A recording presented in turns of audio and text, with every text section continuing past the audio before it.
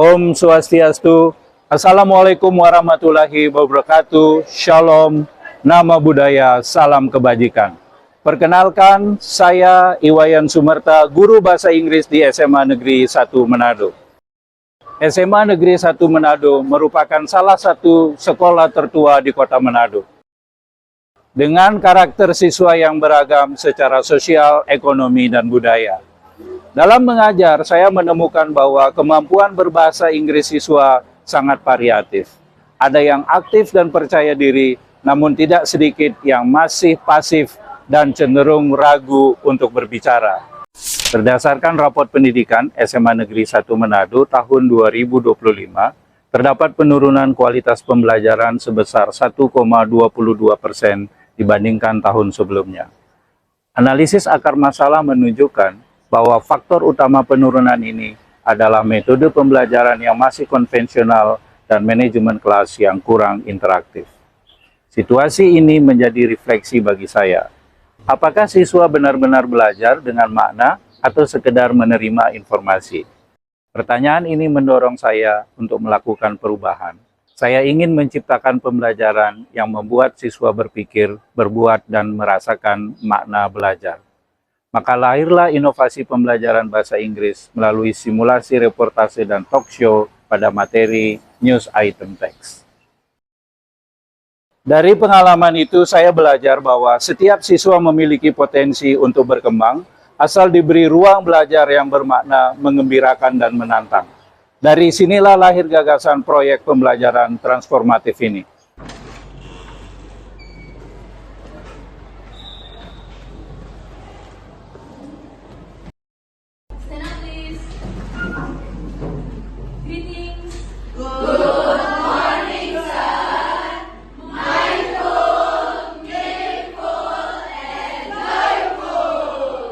Okay, good morning everyone. Today we're going to learn about news item. Do you know what news item is?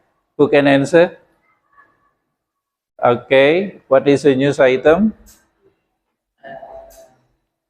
Okay, news item is a news that some people would like to watch. Okay, any questions? Natalie, please. Ide ini berangkat dari konsep pembelajaran mendalam atau deep learning. Jal Mehta dan Sarah Fine dalam bukunya In Search of Deep Learning menegaskan bahwa pembelajaran yang benar-benar bermakna terjadi ketika siswa berpikir, berbuat, dan merasakan. Selain itu, sekolah menyadari pentingnya penggunaan teknologi secara sadar dan terarah untuk memperluas ruang belajar dan asesmen otentik. Dari kedua gagasan tersebut, saya menyusun desain pembelajaran berbasis 3 tahap utama: memahami, mengaplikasikan, dan merefleksi. Tahap pertama adalah memahami. Pada tahap ini, siswa diajak untuk memahami struktur, fungsi, dan unsur kebasahan dari teks berita. Kegiatan diawali dengan permainan interaktif menggunakan kuisis untuk memperkaya kosakata, tematik, dan mengenali perbedaan antara fakta dan opini. Diskusi kelompok membantu siswa menilai gaya penulisan berita serta memahami konteks dan makna yang tersirat. Di tahap ini, kemampuan berpikir kritis dan literasi media mulai tumbuh dan siswa mulai aktif bertanya serta berbagai ide. Tahap kedua adalah mengaplikasikan. Disinilah siswa berperan sebagai jurnalis muda. Mereka berkolaborasi dalam kelompok kecil untuk membuat video reportase berdurasi 3 menit dan simulasi talk show menggunakan gawai pribadi. Setiap anggota kelompok memiliki peran sebagai reporter, kameramen, editor, dan penulis naskah. Okay, class, we are going to have a talk show by 3 of our friends here. Please enjoy their talk show. Good morning all, welcome back to this talk show with me, Bridget Mama Kay, as your host. And today we're with our 2 guests. What do you think about Semansa? For me, Semansa is just a very memorable school. That is all our talk show for today. Thank you all so much for your attention, and we'll see you again in the next talk show. Topik yang mereka angkat berasal dari kehidupan nyata di sekolah, mulai dari kegiatan misalnya kegiatan Disnatalis, program makan bergizi gratis, hingga isu lingkungan sekolah. Semua hasil kerja diunggah ke dalam Google Classroom, dilengkapi dengan rubrik penilaian berbasis kinerja. Proses ini membuat siswa belajar tidak hanya belajar bahasa, tetapi juga belajar berkolaborasi, membawa tanggung jawab, dan kreativitas. Tahap terakhir adalah merefleksi. Okay, this is the end of our lesson today. Okay, I need your attention. Can you give me one clap, please? 2 claps, 3 claps. Well, thank you. So the last stage of our lesson, we talk about news item, will be reflection. Okay, the reflection will be on Google Form. I've already sent you the link of the Google Form. Now please take out your handphone and start filling the Google Form. The link I've already sent through our WhatsApp group.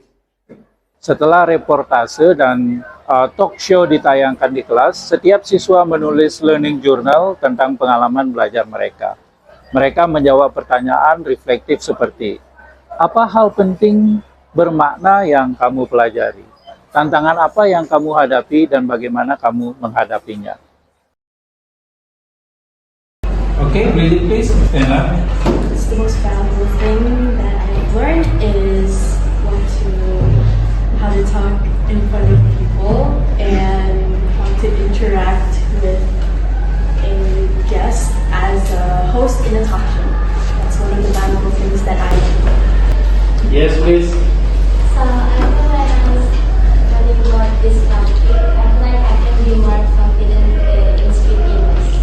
Okay, thank you. Refleksi ini menumbuhkan kesadaran diri dan rasa memiliki terhadap proses belajar. Siswa belajar tidak hanya dari hasil, tetapi dari hasil perjalanan mereka menuju hasil itu. Dampak pembelajaran ini terasa sangat nyata. Siswa yang sebelumnya pasif kini lebih aktif dan percaya diri berbicara dalam bahasa Inggris. Antusiasme meningkat dari kategori sedang menjadi sangat tinggi. Kreativitas dan kolaborasi berkembang pesat. Suasana kelas berubah menjadi ruang belajar yang hidup, reflektif, dan partisipatif. Dari sisi guru, saya pun belajar banyak bahwa inovasi tidak selalu memerlukan sarana canggih, tetapi dimulai dari keberanian untuk mengubah cara pandang terhadap proses belajar. Belajar dengan cara ini membuat saya lebih percaya diri berbicara dalam bahasa Inggris. Saya jadi tahu bagaimana cara membuat berita dan tampil seperti reporter sungguhan. Kami belajar bekerja sama dan saling membantu dalam kelompok. Biasanya saya takut tampil, tapi sekarang saya merasa bangga dengan hasil kerja kami. Pengalaman ini menegaskan bahwa transformasi pendidikan tidak selalu dimulai dari hal besar. Ia dapat dimulai dari ruang kelas, dari kesadaran guru untuk belajar, dan dari siswa yang diberi ruang untuk menemukan maknanya sendiri. Teknologi digital bukan pengganti peran guru, tetapi jembatan menuju pembelajaran yang inklusif, kolaboratif, dan berkesadaran. Saya, Iwayan Sumerta, percaya bahwa guru transformatif adalah guru yang terus belajar, berefleksi, dan menyalakan semangat belajar dalam diri siswanya. Pembelajaran yang bermakna selalu lahir dari guru yang belajar dan siswa yang diberi ruang untuk tumbuh. Terima kasih.